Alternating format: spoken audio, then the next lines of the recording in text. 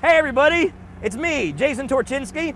I'm driving a Wartburg 311 in a cemetery in Los Angeles, and I wouldn't have it any other way.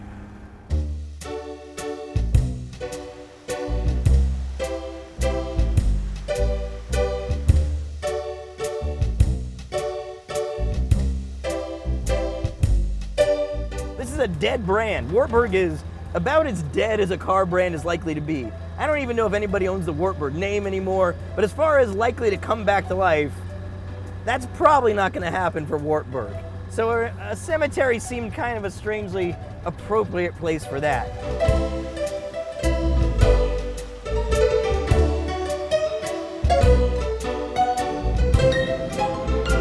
You know, considering what I was expecting, I'm surprised at kind of how charming this car is. You know, it's got references and influences from a lot of other Western cars. You can see a little, you know, Mercedes-Benz 190 in here. You know, even there's some American-looking design in the kind of pontoon fenders and the use of chrome.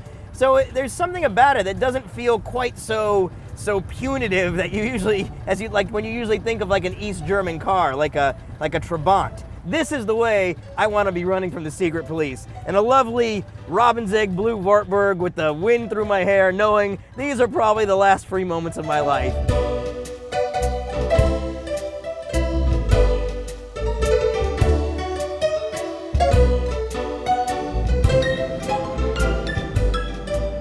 Just looking at it, it's pretty and it's charming, right, but you may pass it by. It may just be like, oh, yeah. So what's special about a Wartburg? It's the two-stroke motor. It is a three-cylinder, and that's something you don't see every day. Okay, so you know, the first thing you notice is like everything's backwards. Right. Everything looks like it's in the wrong place, and the block looks like a sewing machine. Yeah, you can lift that thing up. Right. And this engine is known because it only has seven moving parts. 7 moving parts. Yes. So the thinking was just less to break and make it as easy as possible. Right. And now the power, it's making 37 horsepower from this little 900cc two-stroke engine. I'm not going to call it quick, but it doesn't feel lethargic. And you know, the actual speed I'm doing, what am I doing? I'm doing like 40. So that's not bad if I'm trusting the speedometer, which I don't know if I am.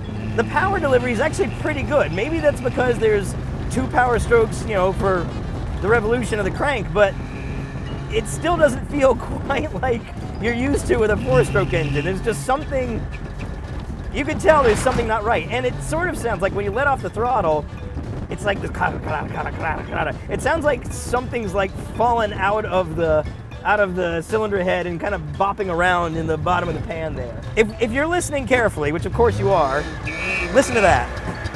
Listen to that strange sound. So the exhaust note is rattly and loud, and these strange pulses that don't seem to quite come at the times you think they are. And there's a nice kind of strange little growl to it.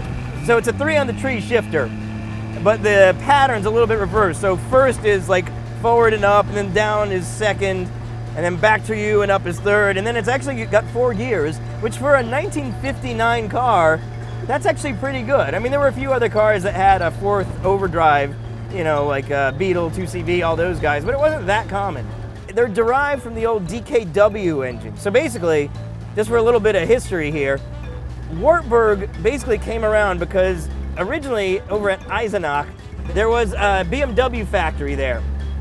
And the BMW factory was on the wrong side of the wall after World War II, and it was in the Soviet sector. And so they changed the name from BMW to EMW. They made the roundel logo instead of blue, they made it red, and then they kept cranking out old BMW 328s and stuff like that.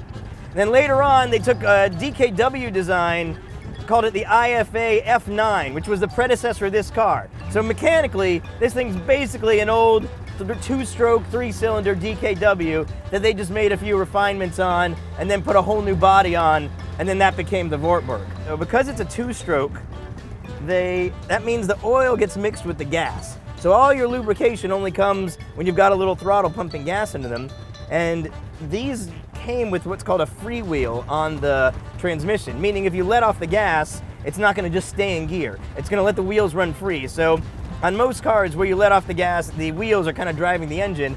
On a 2-stroke engine, after a while that would kill it because it means you've got no lubrication going in if you're not giving it any throttle. So the freewheel both gives you a little extra fuel economy, which these things kind of sorely needed, and it keeps the engine from, you know, destroying itself, which is a big plus.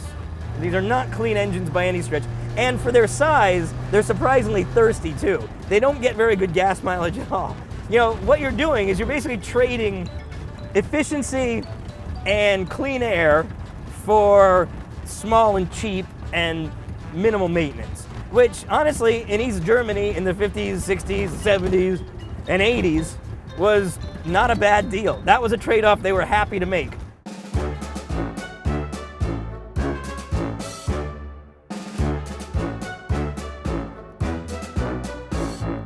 I do not have any idea what the fuck was wrong with people before like 1980 that these mirrors were somehow considered accurate. Like this, there's a rear view mirror here on the dash, and when I look into it, all I see is that gigantic convertible top. That's it. And then there's a wing mirror over here that gives me a beautiful view of robin's egg blue fender and some road. So I could use it if I'm trying to avoid hitting, say, a squirrel and pretty much nothing else. And because it's on the wing, I can't even adjust it. Did people just not care? Did like nobody give a shit about what was around them until 1982, and then they thought, maybe we'll check. The brakes aren't bad, they're drums all around. I mean, they're terrible in the way that every car of this era has terrible brakes.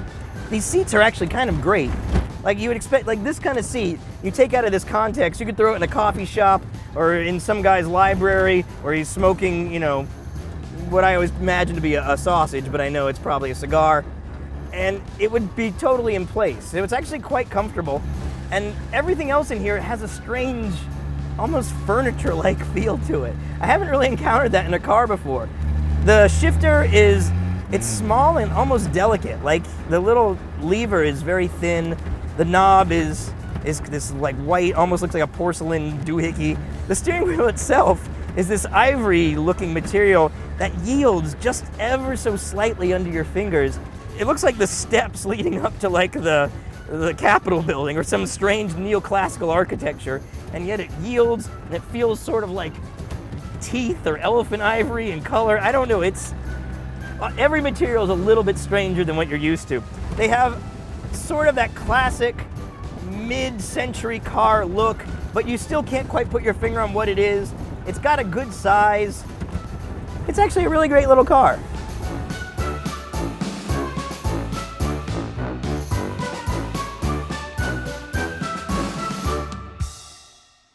All right, Victor, this has been a real pleasure. Driving this thing was a huge treat.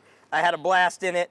And, you know, we just want to say thanks on behalf of all the Wartburgs that are left out there for actually being the one man left who's keeping the Wartburg flame alive. So we really appreciate it. Keep up the fantastic work. And remember, if any of you have a Wartburg out there and you haven't contacted Victor Perchansky, you are making a grave error. I'm in California. Yeah, get a hold of him. WartburgUSA.com.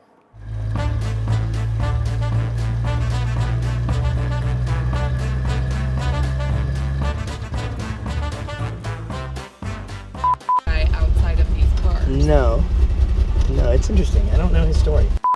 Hi, I'm Jason Torchinsky. Sounds like a popcorn machine. Oh yeah, it does sound like a popcorn machine, says the disembodied voice behind me. So Mike, are you getting asphyxiated at all? Yeah, because I'm smelling a little when we stop, and I feel like if we were in like one of the hardtop ones, we might be dead by now.